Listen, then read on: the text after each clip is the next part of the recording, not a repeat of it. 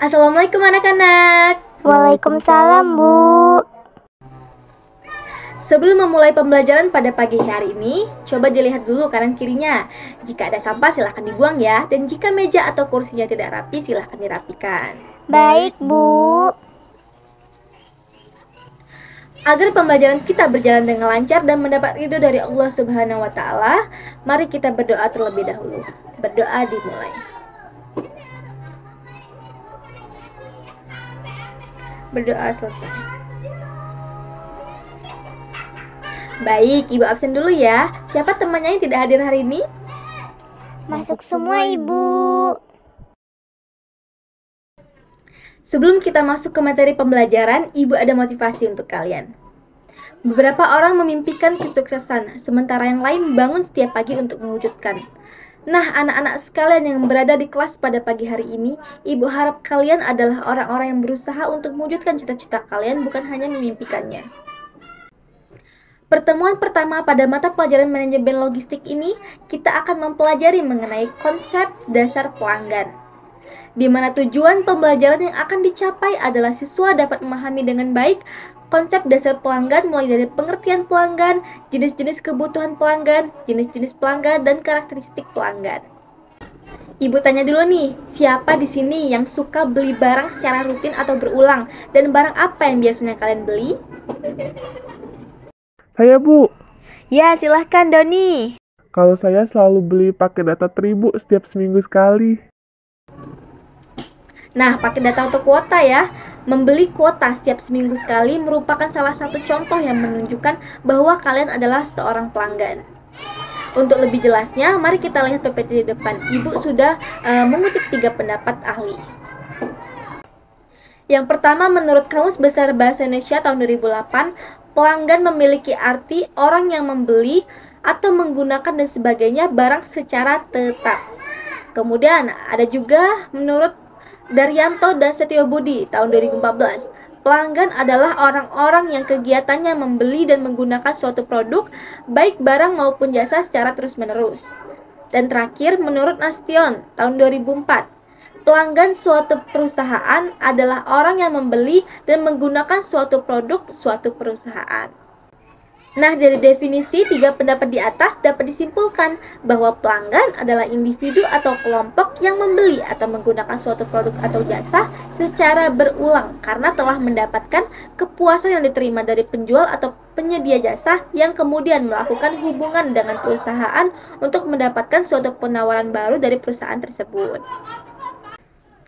Slide selanjutnya mengenai jenis-jenis kebutuhan pelanggan. Di sini ada 5 jenis-jenis kebutuhan pelanggan.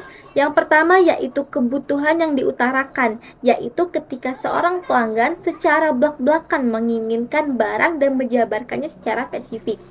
Nah, yang kedua, kebutuhan yang nyata, yaitu ketika seorang pelanggan menginginkan biaya perawatan produk yang murah. Yang ketiga, kebutuhan yang diutarakan, yaitu ketika seorang pelanggan menginginkan pelayanan yang sangat baik dari si penjual.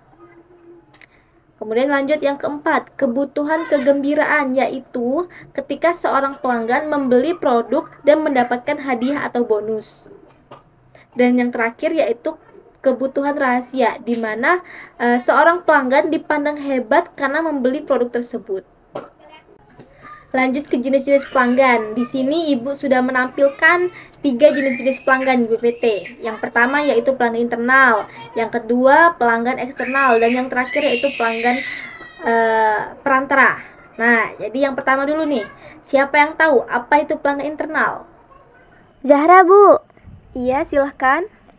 Jadi, pelanggan internal adalah pelanggan yang berasal dari lingkup dalam perusahaan yang membeli suatu produk atau layanan untuk dijual kembali ke orang lain, Bu. Betul. Jadi contoh pelanggan internal ini dapat berupa agen ya, lembaga atau organisasi yang mendistribusikan produk, barang atau jasa yang ditawarkan oleh perusahaan tersebut. Yang kedua, pelanggan eksternal. Siapa yang bisa? Saya, Bu. Silahkan. Pelanggan eksternal adalah pelanggan yang mengonsumsi atau menggunakan produk, barang, atau jasa yang ditawarkan perusahaan secara langsung untuk diri sendiri. Terima kasih ya. Ya, betul ya. Jadi, contoh pelanggan eksternal ini bisa seorang ibu rumah tangga yang membeli berbagai kebutuhan rumah tangganya secara rutin setiap bulan.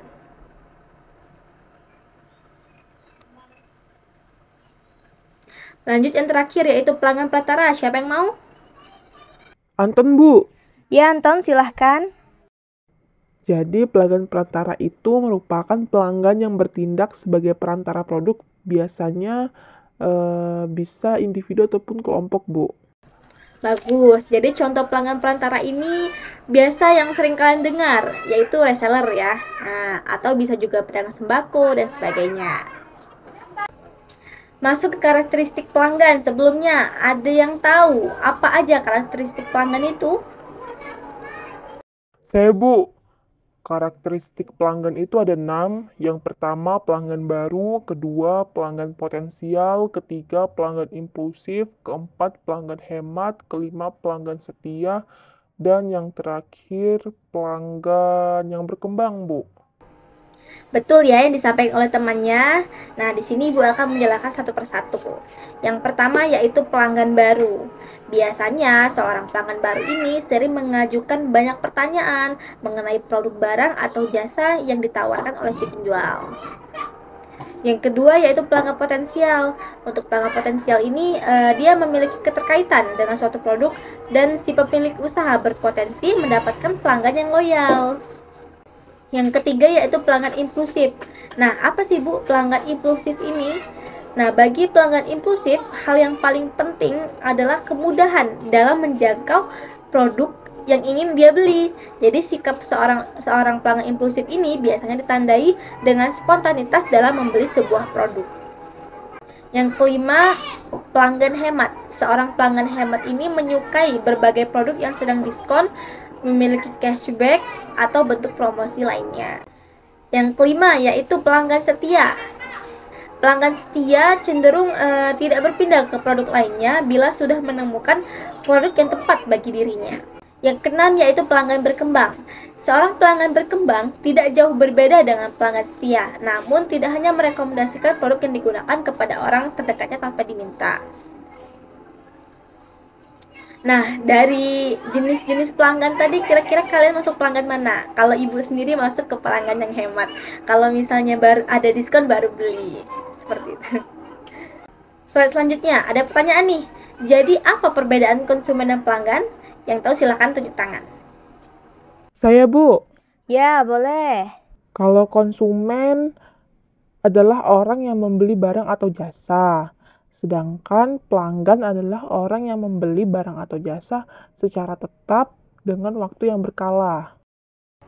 Betul, jadi perbedaan yang mendasar antara konsumen dan pelanggan. Kalau konsumen itu belum tentu seorang pelanggan anak-anak sekalian, sedangkan kalau pelanggan dia membeli secara berulang atau rutin. Seperti yang dicontohkan oleh temannya di awal tadi, yaitu membeli paket data atau kuota setiap seminggu sekali. Sebelum Ibu menutup pembelajaran, ada yang ingin ditanyakan terkait materi konsep dasar pelanggan?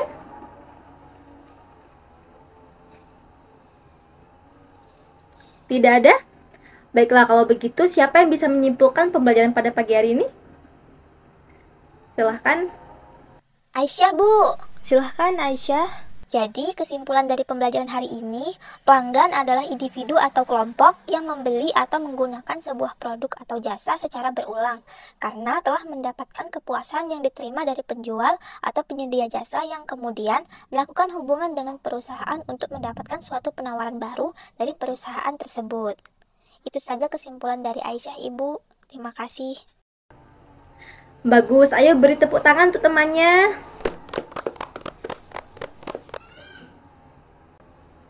Karena pembelajaran kita telah berakhir, marilah kita sama-sama mengucapkan hamdalah. Alhamdulillahirrabbilalamin.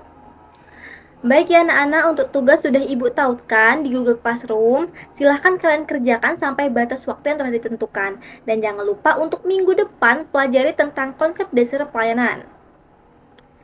Itu saja pembelajaran dari Ibu pada hari ini. Ibu tutup dulu ya. Wassalamualaikum warahmatullahi wabarakatuh.